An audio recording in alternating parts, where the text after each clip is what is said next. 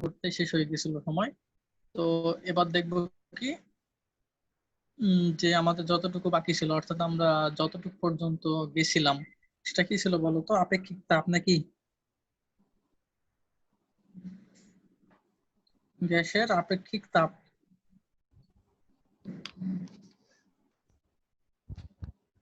এগুলো পড়াইছিলাম তো নাকি? তো গ্যাসের আপেক্ষিক তাপ আমি এটা লিখছি। তো গ্যাসের আপেক্ষিক তাপটা কি জিনিস, তাই না? তো আপেক্ষিক তাপ বলতে আমরা মূলত যেটা বুঝি যে 1 কেজি ভরের যে কোনো বস্তুর তাপমাত্রা 1 কেলভিন বা 1 ডিগ্রি সেন্টিগ্রেড বৃদ্ধি করতে যতটুকু তাপ দিতে হয় বা যতটুকু তাপের প্রয়োজন। তো গ্যাসের আপেক্ষিক তাপের ক্ষেত্রে তাহলে কি হবে যে 1 মোল, ঠিক আছে, 1 মোল সংখ্যক যে কোনো গ্যাসের তাপমাত্রা 1 কেলভিন বৃদ্ধি করার জন্য যতটুকু তাপ দিতে হয়। তাহলে আমরা বলছিলাম যে এন মোল গ্যাসের তাপমাত্রা যদি ডিটি কেলভিন বৃদ্ধির জন্য যদি তাপ দেওয়া লাগে ডিকিউ পরিমাণ, তাহলে 1 মোল গ্যাসের তাপমাত্রা 1 কেলভিন ওকে বৃদ্ধি করতে কি পরিমাণ তাপ লাগবে বলতো? ডিকিউ ভাগ এন ডিটি। হ্যাঁ, ডিকিউ ভাগ এন ডিটি, এটা আমরা নেক্সট দিনে দেখছিলাম। তো এটাকে আমরা বলছি কি সি, আপেক্ষিক তাপ। ওকে, এটা তো কারো কোনো সমস্যা নেই না। তো আমরা এবার বলছিলাম যে গ্যাসের আপেক্ষিক তাপ দুই প্রকার। একটা হচ্ছে স্থির আয়তনে গ্যাসের আপেক্ষিক তাপ, আর স্থির চাপে গ্যাসের আপেক্ষিক তাপ। ওকে, তো যখন এখানে লেখা আছে যে স্থির আয়তনিক তাপ, তো মোলার মানে হচ্ছে 1 মোল প্রতি মোলের জন্য। তাহলে স্থির আয়তনে গ্যাসের মোলার আপেক্ষিক তাপ আর স্থির চাপে গ্যাসের মোলার আপেক্ষিক তাপ। তো খেয়াল করো যে স্থির আয়তনে, তার নাম শুনেই তো বুঝতে পারছো যে ব্যাপারটা কি, তাই না? স্থির আয়তনে গ্যাসের আপেক্ষিক তাপ। তো নাম শুনে আমরা সংজ্ঞাটা দিতে পারি, সেটা কি? যখন বলবো যে স্থির আয়তনে গ্যাসের মোলার আপেক্ষিক তাপ, তখন কি হবে যে আয়তনকে স্থির রেখে 1 মোল গ্যাসের তাপমাত্রা 1 কেলভিন বাড়াতে যতটুকু তাপের প্রয়োজন।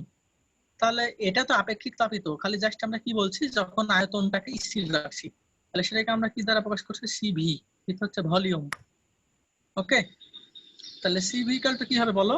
তাহলে একই ফর্মুলা কি না বলো? এটাও তো আপেক্ষিক তাপই তো, খালি জাস্ট আমরা আপেক্ষিক তাপের সংজ্ঞার আগে কি যুক্ত করছি যে আয়তনকে স্থির রেখে।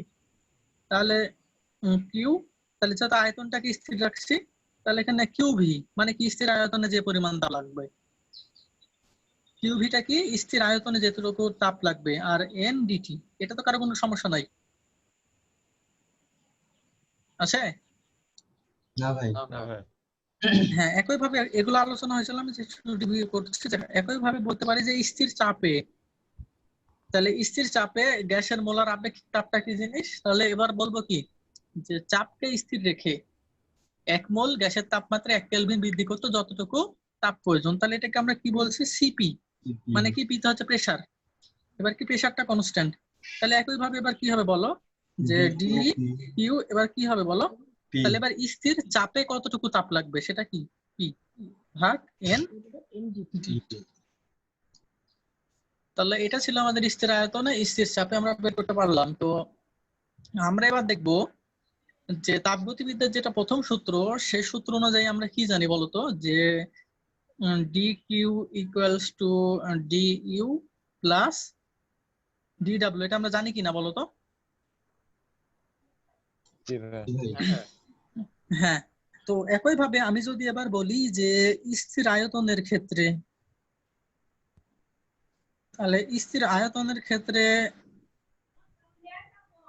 তাহলে এই ইকুয়েশনটাকে আমরা কিভাবে লিখতে পারি বলতো? তাহলে ডি কিউ এর জায়গায় কি হবে বলো? D Q V D U. আর এবার বললো যে স্থির আয়তনে কাজ কত হয়? ডি ডাব্লিউ কত? পি ডেল ভি, তাই না? দেখো তো আমি কি এই কোশ্চেনটাকে ঠিক লিখছি কি? হ্যাঁ, ডিইউটা কি বললেন?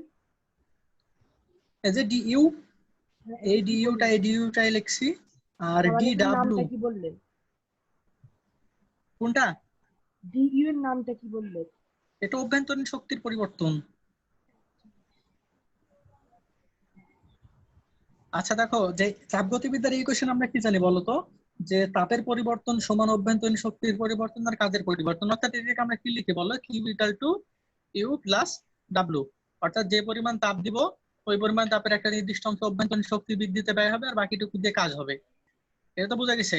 তো আমরা যদি এটা এই সূত্রটাকে যদি স্থির আয়তনের ক্ষেত্রে যদি আমি এই সূত্রটাকে লিখি তাহলে কি লিখবো বলো, যে ডিকিউ এর জায়গায় কি লিখবো, তাহলে ডিভি ডিকিউ ভি লিখবো। কারণ কি, যে স্থির আয়তনে কতটুকু তাপ দিচ্ছি সেটা লিখবো। ডিইউ আছে, ডিইউ লিখছি। আর ডি ডাব্লিউ সমান আমরা কি জানি বলতো, পি ডেল ভি, এটা জানি কিনা? তাহলে এটা তো কারো কোনো সমস্যা নেই আছে? হ্যাঁ। তো এবার বলো যে আয়তনকে বলছি স্থির, তাই না? তাহলে ডেল ভিটা কত বলো তো, ডেল ভি ইকুয়াল টু 0 কিনা?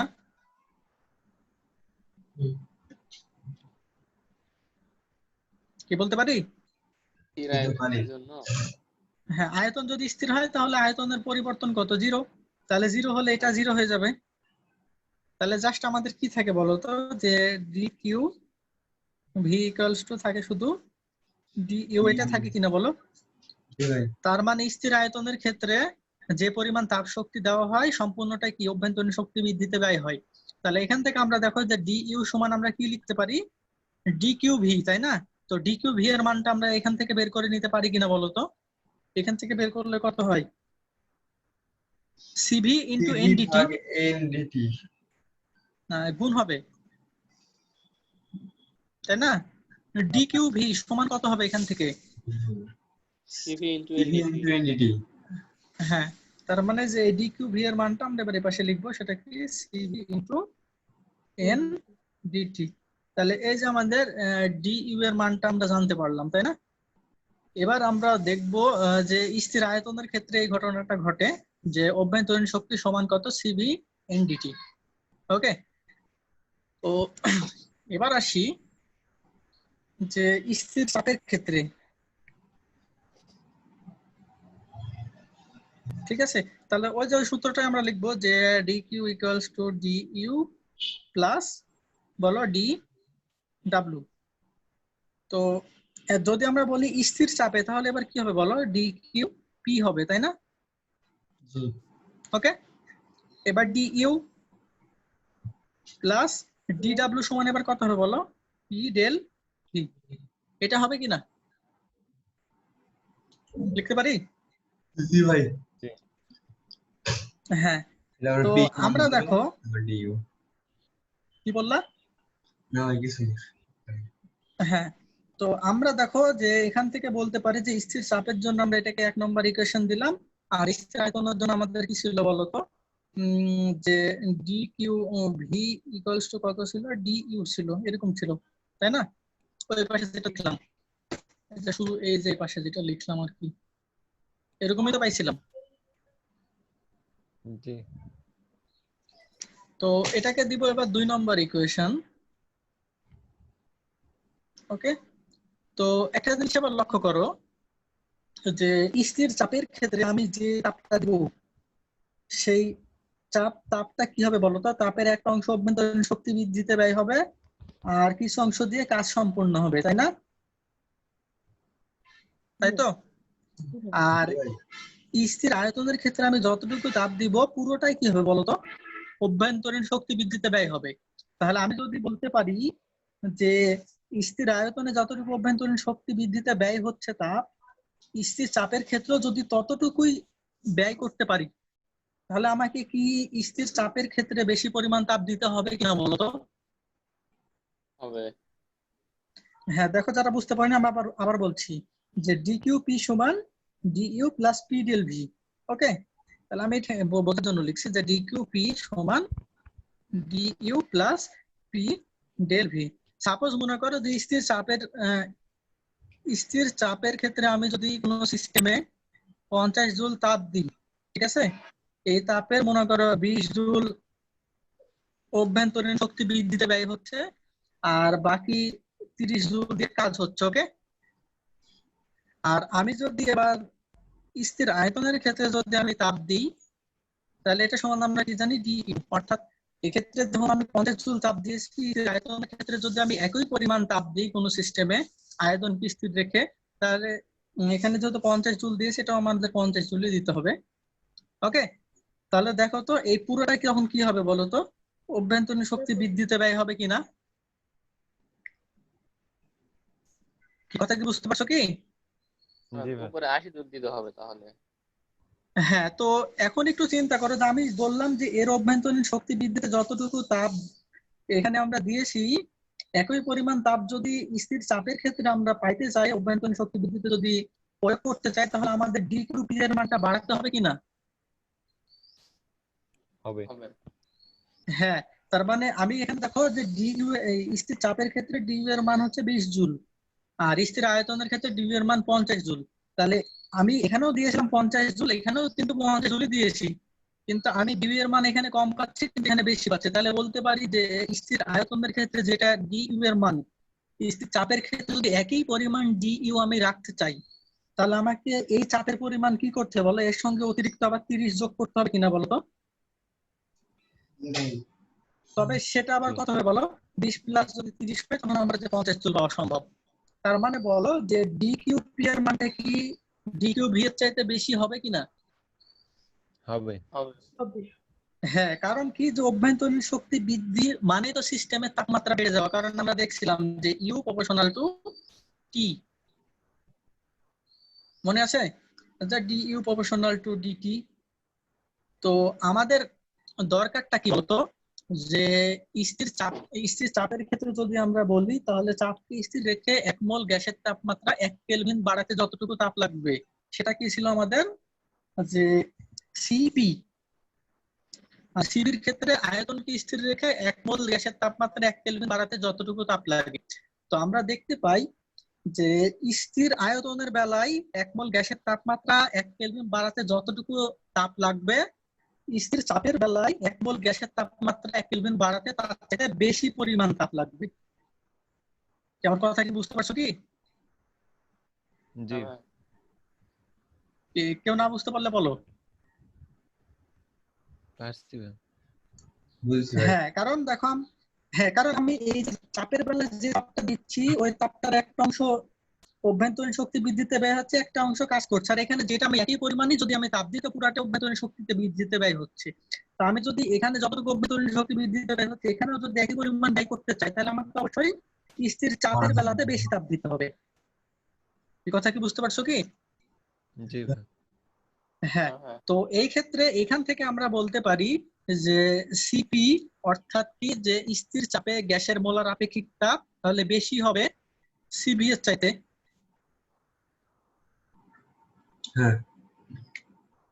দেখো এখানে যদি আমি 80 জুল দিই তাহলে এখানে পাবো 50 জুল, এখানে যদি 50 জুল দিই তাহলে এখানে পাচ্ছি আমি 50 জুল। তাহলে কোন মানটা আমার বেশি হচ্ছে? অবশ্যই 80 জুলটা বেশি হচ্ছে। এখানে 80 জুল দিলে এখানে 50 জুল পাচ্ছি, আর এখানে 50 জুল দিলে এখানে 50 জুল পাচ্ছি। তার মানে অবশ্যই আমাকে ডিকিউপি এর মান বেশি রাখতে হবে। তাহলে ডিকিউপি এর মান বেশি মানে সিপি এর মানটা বেশি রাখতে হবে। জি ভাই। হ্যাঁ, তো একই পরিমাণ তাপমাত্রা বৃদ্ধির জন্য কোন সিস্টেমে একই পরিমাণ তাপমাত্রা বৃদ্ধির জন্য সিভি এর চাইতে সিপি এর মানটা বেশি দিতে হবে। এটা তো আমরা বুঝতে পারলাম, হ্যাঁ। তাই না? তো পরীক্ষায় প্রশ্নটা বেশি আসে যে সিপি গ্রেটার দেন সিভি, কেন ব্যাখ্যা করো। তাহলে এখন তোমরা কি ম্যাথমেটিক্যাল ভাবেও এটাকে ব্যাখ্যা করতে পারো, কিভাবে ব্যাখ্যা করতে পারো, এই যে এভাবে লিখতে পারো D Q V equal to D U, আর স্থির চাপের ক্ষেত্রে কি D Q P equal to D U plus P del V. তার মানে এখান থেকে আমি বলতে পারি যে স্থির আয়তনের বেলা যতটুকু তাপ দিচ্ছি ততটুকু তাপে অভ্যন্তরীণ শক্তিতে ব্যয় হচ্ছে, আর স্থির চাপের বেলা যতটুকু তাপ দিচ্ছি তার একটা নির্দিষ্ট পরিমাণ অভ্যন্তরীণ শক্তি, অর্থাৎ এই তাপটা এখানে দেখো দুই ভাগে ব্যয় হচ্ছে, দুই দুই মানে দুই প্রক্রিয়ায় ব্যয় হচ্ছে। একটা কি করছে, অন্তস্থ শক্তি বৃদ্ধিতে ব্যয় হচ্ছে, আর একটা কাজে ব্যয় হচ্ছে, কিন্তু এখানে কিন্তু কোনো তাপ কাজে ব্যয় হওয়ার সুযোগ নাই। তো সেই কারণে আমরা যদি এখানে ডিউ এর মান যতটুকু, স্থির চাপের ক্ষেত্রে যদি একই পরিমাণ ডিউ এর মান রাখতে চাই, তাহলে অবশ্যই আমাদেরকে কি করতে হবে, যে স্থির চাপে কি করতে হবে, তাপের পরিমাণটা বেশি করতে হবে। তো এই জন্য আমরা বলতে পারি যে সিপি গ্রেটার দেন সিভি। ঠিক আছে, এই জিনিসগুলো একটু বইয়ে যদি পড়ো তার একটু গোছালো পড়তে পারবো। আমি জাস্ট মূল ব্যাপারটা বুঝাই দিলাম যে কি কারণে আমাদেরকে বেশি দিতে হয় বা কি কারণে সিপি গ্রেটার দেন সিবি হয়। এই কারো কোনো সমস্যা? না না ভাই। ভাই। আচ্ছা, হ্যাঁ ভাই। তো এবার আমরা একটা কাজ করব যে সিপি আর সিভি এর মধ্যে আমরা রিলেশন তৈরি করব। মানে সিপি যেহেতু সিভি এর চাইতে বেশি, তো আসলে কতটুকু বেশি সেটার উপর সেটা বের করার জন্য আমাদের তাহলে অবশ্যই একটা রিলেশন তৈরি করতে হবে, সেটা কি সিপি আর সিভি এর মধ্যে রিলেশন, তাই না? তো তাহলে এখন দেখো যে সিপি আর সিভি এর মধ্যে রিলেশন যদি আমরা করতে চাই, তাহলে আমি একটু আগে ফর্মুলাটা লিখলাম, এটা তো মনে আছে যে D Q P equal to D U plus P del V, এটা তো মনে আছে নাকি? মনে আছে? ও ভাই, জি হ্যাঁ। আর ডিইউ সমান কত বলো তো? আমি যদি রিলেশন দুইটার মধ্যে তৈরি করতে চাই, তাহলে ডিইউ সমান কত? তাহলে এখান থেকে আমি তাহলে সিভি বসাই দিব, ডিকিউ ভি। আমি কি এটা লিখতে পারি? দেখো যে ডিকিউ পি আর ডিইউ সমান হচ্ছে ডিকিউ ভি, এটা কি লেখা যায়? যাই ভাই প্লাস। হ্যাঁ, কারণ এই যে ডিকিউ ভি সমান ডিইউ, আর স্থির চাপের ক্ষেত্রে ডিকিউ পি সমান D U plus P del V, তাহলে যে ডিইউ এর মানটা হচ্ছে ডিকিউ ভি, এটা জাস্ট এখানে বসাইছি আর কিচ্ছু করিনি। তো যে ওটা এখানে বসাচ্ছি প্লাস পি, ডেল ভি এর জায়গায় আমি ডিভি লিখলাম। ওকে, এটা তো লিখতে পারি। জি এবার দেখো তো যে D Q P minus D Q V equals to P D V, এটা বলতে পারি। জি ভাই। এবার বলো যে ডিকিউ পি সমান কত? আমরা এই পাশে দেখলাম যে ডিকিউ পি সমান কত, এই পাশ থেকে বের করবো। ওকে, তাহলে এখানে বলো যে ডিকিউ পি সমান কত এখান থেকে। C P D T N D T. হ্যাঁ, আর ডিকিউ ভি সমান, সিভি এনডিটি। হ্যাঁ জাস্ট এই মানগুলো এখানে আর বসাবো, তাহলে আমাদের হবে যে ডিকিউ পি সমান তাহলে সিপি এনডিটি, ঠিক সিপি আছে? এনডিটি। আর আর এটা আমাদের, সরি ভুল লিখছি আমি, সিপি হবে আর এটা হবে C V. Okay, equal to P D V. আমরা এটা বসাতে পারি নাকি? কার কোনো সমস্যা না? না ভাই। না না আচ্ছা, তো এখন আমাদের এইখান থেকে দেখো এনডিটি আর এই এনডিটি কিন্তু একই, তাই না? কমন। হ্যাঁ, যে আমরা তাহলে এনডিটি যদি আমরা কমন নিয়ে নিই, তাহলে আমরা কি পাই বলো? যে CP minus CV. CP minus CV, তাই না, ইকুয়াল টু পি ডিভি, এরকম পাই। তাহলে দেখো যে অলরেডি একটা রিলেশনের কাছাকাছি আমরা পৌঁছায় যাচ্ছি, তাই না? এই যে মাইনাস বা প্লাস এই হিসাবে একটা রিলেশন তৈরি হচ্ছে। তো এখন আমাদের এখান থেকে যেটা বের করতে হবে, পি ডিভি এর মানটা বের করতে হবে, অর্থাৎ এই কাজের মানটা বের করতে হবে। ঠিক আছে, তো আমি এটা আবার এখানে লিখছি যে N D T C P minus C V equals to কত ছিল বলো? P D V. তো এটার জন্য এখন আমাদেরকে কি বের করতে হবে? পি ডিভি এর মানটা বের করতে হবে। তো এটা বের করার জন্য আমাদের এখন যে কাজটা করতে হবে যে আদর্শ গ্যাসের ফর্মুলাটা অ্যাপ্লাই করতে হবে। আদর্শ গ্যাসের জন্য আমরা এটা জানি যে ভি ইকুয়াল টু এন আর টি, এটা তো আমরা জানি। জি ভাই। হ্যাঁ, তো এই আদর্শ গ্যাসের ইকুয়েশনটাকে আমরা কি করব যে টেম্পারেচারের সাপেক্ষে, তাপমাত্রার সাপেক্ষে এটাকে অন্তরীকরণ করব। ঠিক আছে, কারণ তাপমাত্রার সাপেক্ষে অন্তরীকরণ করব কেন? কারণ স্থির চাপের ক্ষেত্রেও তাপমাত্রা বৃদ্ধি পাচ্ছে, স্থির আয়তনের ক্ষেত্রেও কিন্তু তাপমাত্রা বৃদ্ধি পাচ্ছে। কারণ আমাদের মোলার আপেক্ষিক তাপটা কি, যে প্রতি ডিগ্রি সেন্টিগ্রেড বৃদ্ধি করতে যে পরিমাণ তাপ লাগে, মানে মূল জিনিসটা কি যে 1 ডিগ্রি সেন্টিগ্রেড তাপমাত্রা বৃদ্ধির জন্য যতটুকু তাপ লাগে। তো স্থির আয়তনের ক্ষেত্রে আমরা তাপমাত্রা বৃদ্ধি করছি, স্থির চাপের ক্ষেত্রে আমরা তাপমাত্রা বৃদ্ধি করছি। তাহলে ভ্যারিয়েবল কোনটা? অবশ্যই টেম্পারেচার। কিন্তু আমরা দেখো যখন আমরা স্থির আয়তন নিচ্ছি তখন আমরা এই যে ভলিউমকে স্থির রাখছি, যখন আমরা স্থির চাপ নিচ্ছি তখন আমরা কি করছি? চাপটাকে স্থির রাখছি। কিন্তু দুই ক্ষেত্রে আমাদের এই টেম্পারেচারটা ভ্যারিয়েবল। এটা কি বোঝা গেছে? হ্যাঁ, তো এই কারণে যেটা ভ্যারিয়েবল সেটা সাপেক্ষে আমরা কি করব? ডিফারেন্সিয়েশন করব। তাহলে এটাকে যদি টেম্পারেচারের সাপেক্ষে ডিফারেন্সিয়েশন করি, তাহলে এরকম লিখতে পারি ডি ডিটি পিভি, আর এটাকে লিখতে পারি ডি ডিটি এনআরটি। লেখা যায়? ভাই ভাই হ্যাঁ ভাই যাই। হ্যাঁ, তো আমরা এক কাজ করব যে আলাদা আলাদা ভাবে লিখবো এভাবে যে ডিটি। এখন একটা জিনিস খেয়াল করো যে পি আছে ডি আছে, তাহলে তোমরা কি অন্তরীকরণ এরকম তোমাদেরকে শিখাইছিলাম না? গুণের সূত্র ছিল আমাদের মনে আছে? ভুলে গেছি, করান একবার। একটা ওই যে গুণ করে পরে যোগ দেওয়া আবার একটা গুণ করলে গুণ হ্যাঁ, হবে যোগ না? করতে হয়। এটা যদি আমি অন্তরীকরণ করি তাহলে একটাকে কনস্ট্যান্ট রাখবো, আরেকটার অন্তরীকরণ প্লাস, তারপর একটাকে কনস্ট্যান্ট রাখবো, হ্যাঁ, তারপর মনে একটা আছে। ও ইউভি এর সূত্র। হ্যাঁ, ইউভি মেথড যেটা আমাদের ছিল। তাহলে এখানে যদি আমি পি কে কনস্ট্যান্ট রাখি তাহলে কি হবে বলো? ডিটি এখানে ভি হবে, প্লাস এবার প্লাস, এবার কি লিখবো? ভি কে রাখলে এবার ডি পি ডিটি, এরকম হয় না?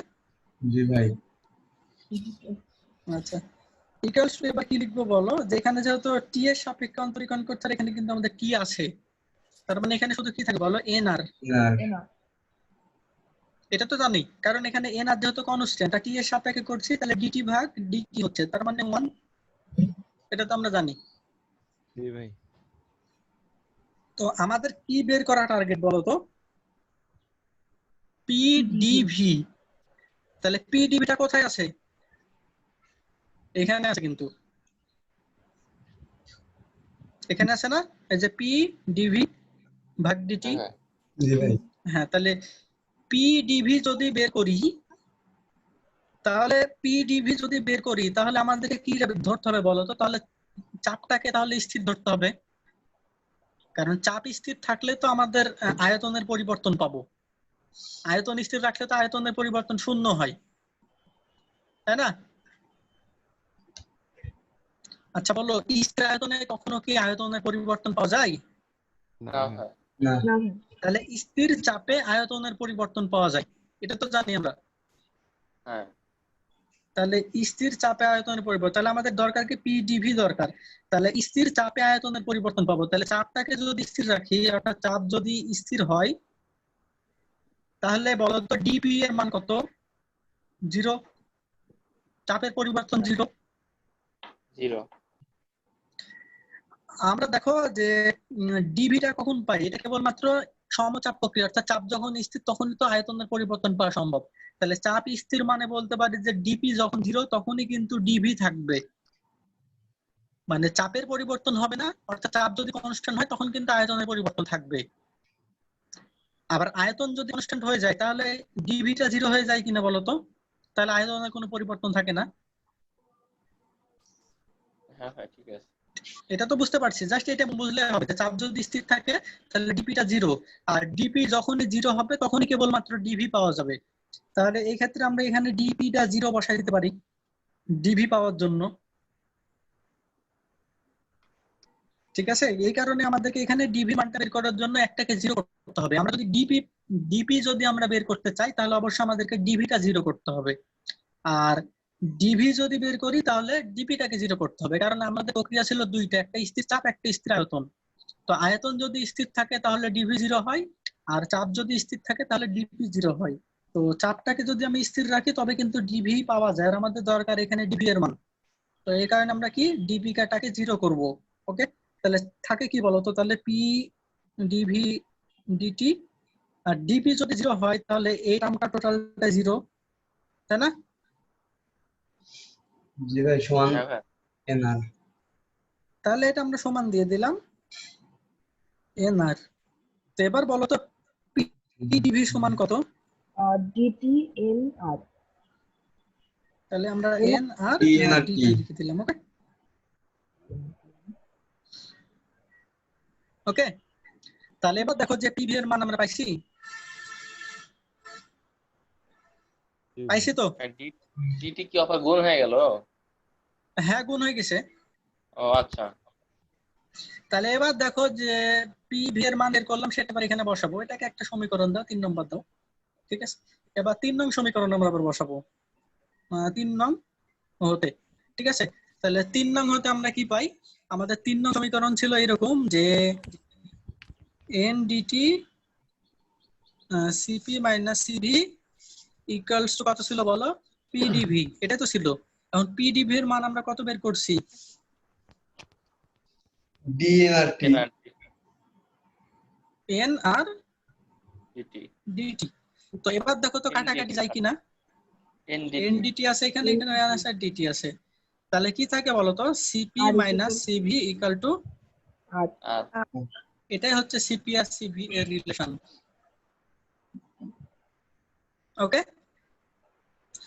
তো এখান থেকে তাহলে লিখতে পারি যে CP equal to CV plus R. তাহলে আমরা এবার দেখলাম কি, আমরা শুরুতে দেখছিলাম যে সিপি গ্রেটার দেন সিভি, তো আসলে কতটুকু বড় বলো তো? এ আর পরিমাণ বড়। মোলার গ্যাস গ্যাস ধ্রুবক। হ্যাঁ, যেখানে আরটা কি বলতো? আদর্শ গ্যাস ধ্রুবক নাকি? জি তাহলে হ্যাঁ, আর তার এর মানে মান তো আমরা জানি। দুইটার পার্থক্য তার মানে সবসময় ভাই, হচ্ছে যা মোলার গ্যাস বুঝে গেছি। ধ্রুবকের সমান। হ্যাঁ, দুইটার পার্থক্য সবসময় মোলার গ্যাস ধ্রুবকের সমান হবে। আচ্ছা, ঠিক আছে, তো এই জন্য আমরা বলছিলাম সিপি গ্রেটার দেন সিবি, তো কতটুকু বড়? তাহলে আই যে আর পরিমাণ বড় সিপিটা। ওকে, ভাই আর এর মান কত কি বুঝে কোন? গেছি। আচ্ছা, আর এর মান হচ্ছে, তুমি এসআই কোকে দিলে 8 পয়েন্ট আমরা কত লিখি বলো তো? 8.314 1.4, তাই না? এত joule per mole per kelvin. Per kelvin. ভাই মনে হচ্ছে বুঝে গেছি। প্রতি মোল গ্যাসের তাপমাত্রা প্রতি কেলভিন বৃদ্ধির জন্য এত জুল কি দেওয়া দরকার? তাপ দেওয়া দরকার, বা এত জুল কাজ করবে। যতটুকু তাপ দিব গ্যাস তো ততটুকুই কাজ করবে। তো তাহলে এটা ছিল আমাদের কি, যে এই আর পরিমাণ বড়। ওকে, এবার তোমরা বলো তো সিপি আর সিভি এর এককটা কি? এটা না, joule per mole per kelvin, এটা না? কারণ হ্যাঁ। সিপি সমান কত ছিল বলো? যে D Q P R N DT এরকম ছিল না? তাহলে ডি কিউ মানে কি? জুল।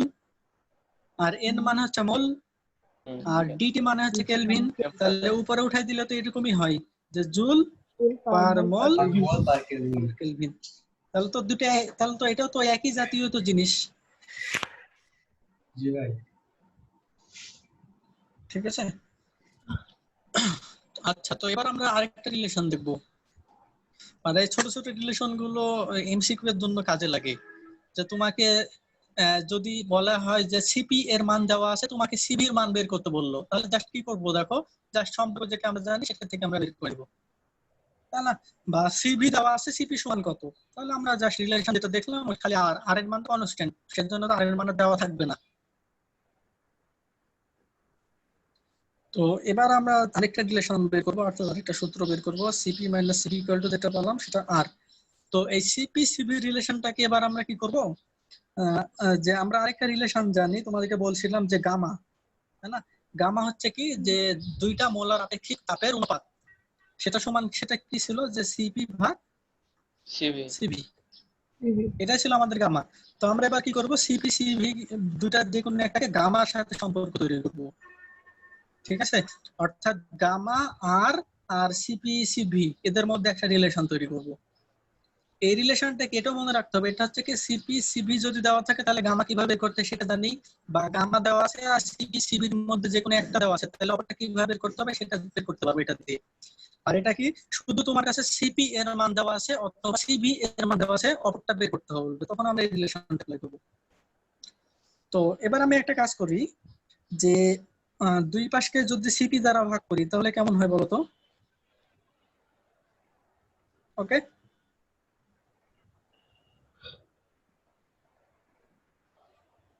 আমরা এরকম লিখতে পারি, তাই না? ভাই বলো। বলছি যে সিপির মান অথবা সিভির মান থাকলে তো গামার মানের কোনো প্রয়োজনই হয় না। না, আমি বলতেছি তোমার কাছে যখন যেটা চাবে সেটা বের করার জন্য, প্রয়োজন হোক বা না হোক, তোমার কাছে যখন তুমি যাতে বের করতে পারো যেটা চাক না কেন। আচ্ছা, গামার মান প্রয়োজন হয় না কেন? এই যে রুদ্ধতাপীয় প্রক্রিয়ার ক্ষেত্রে। তো এক কাজ করি আমরা, সিভি দ্বারা ভাগ করি, সিপি না, ঠিক আছে, সিভি। সিভি দ্বারা ভাগ করব কেন? আচ্ছা, আমি যদি দুইটাকে এভাবে সিভি দ্বারা ভাগ করি আমার কোনো সমস্যা আছে?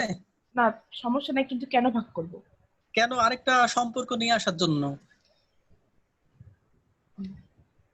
ঠিক আছে, তাহলে এটাকে আমরা এরকম লিখি যে সিপি সিবি কেন ভাগ করলাম। এবার দেখো যে সিপি সিবি আসছে, আর এই যে সিপি সিবির বদলে আমি যাতে গামাটা বসাই দিতে পারি। আচ্ছা ঠিক আছে, মানে জাস্ট আরেকটা রিলেশন। কেন? এটা হচ্ছে জাস্ট রিলেশন দিয়ে আসার জন্য, আর কিছু না। আর সিবি ভাগ সিবি মানে 1, আর এখানে কত হচ্ছে আর ভাগ সিবি, এরকম আমরা কিছু পাইছি। তো সিপি ভাগ সিবি মানে আমি যেটা বললাম সেটা কি আমাদের গামা।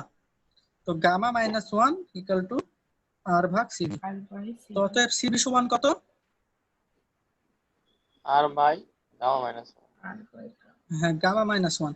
তার মানে যদি তোমাকে শুধু যদি গামা দেওয়া থাকে তাও তুমি সিভি বের করতে পারবা কিনা বলো। দেখো, এই ক্ষেত্রে যদি শুধু গামা দেওয়া থাকে তাহলে কিন্তু সিভি বের হবে না, সিপিও দেওয়া থাকতে হবে, তাই না? তাহলে এই ক্ষেত্রে তুমি এই রিলেশন অ্যাপ্লাই করতে পারছো না। আবার এই ক্ষেত্রে তো গামা দেওয়া আছে, সিভি বের করবা, তাহলে তো এই রিলেশনও তুমি পারবা না, কারণ এই রিলেশনে তো গামা নাই। তো কেবলমাত্র গামা যদি দেওয়া থাকে আর সিভি যদি বের করতে বলে তাহলে তুমি এই রিলেশনে যেতে পারবে। তাহলে তিনটাই কিন্তু এক একটা এক এক রকম ইম্পর্টেন্ট।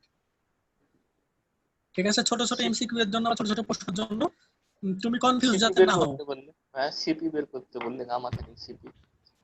হ্যাঁ, সিভি বের করলে কিনা বলো, এবার কি করবা? এই রিলেশনে চলে যাও। ও আচ্ছা, আমার তাহলে সিপি আর এর সাথে কি বুঝতে পারছো কি? বা তুমি যদি সিভি বের করলা তাহলে তুমি এবার এই রিলেশনে চলে যাও, তাহলে গামা তো দেওয়া থাকবে, সিভি বের করে নিলা, তাহলে এখান থেকে সিভি পাবা, এখান থেকেও পাবা, হ্যাঁ হ্যাঁ হ্যাঁ। এখান থেকেও পাবা। তো এই কারণে তিনটা রিলেশনটাই খুবই গুরুত্বপূর্ণ। তাহলে রিলেশন তিনটা কোনটা? এটা একটা, আরেকটা কি দেখলাম, গামা ইকুয়াল টু সিপি ভাগ সিভি, এটাও একটা রিলেশন। আর আরেকটা রিলেশন কি ছিল যে সিপি মাইনাস সিভি টু আর। এগুলো দিয়ে দেখবা যে প্রবলেম আছে। কি বোঝা গেছে তো? জি ভাই। আচ্ছা, তাহলে এবার আমরা যেটা দেখবো সেটা হচ্ছে যে রুদ্রতাপীয় প্রক্রিয়ায় পিভি গামা ইকুয়াল টু ধ্রুবক, এটার প্রমাণ দেখবো। মানে পিভি গামা ইকুয়াল টু কিভাবে ধ্রুবক আসে। ওকে, তাহলে আগের ফর্মুলা যেগুলো শিখলাম সেগুলো কিন্তু আমাদের কাজে লাগবে, সেগুলো আমি বসাবো। তোমরা কি সবাই কি বুঝতে পারছো? না বুঝতে পারলে বলো।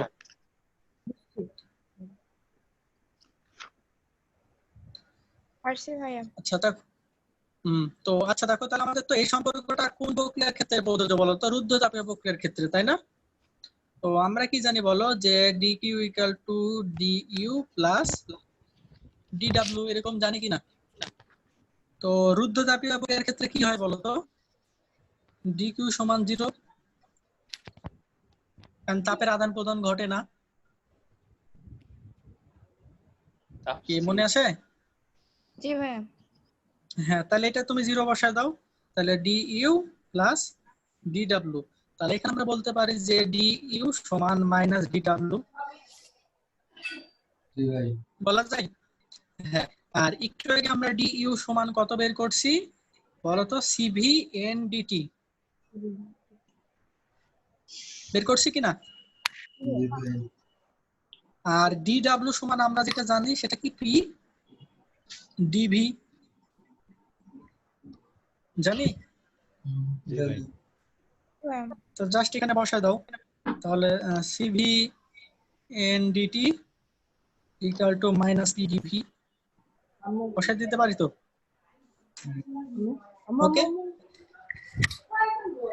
তো এটা দাও।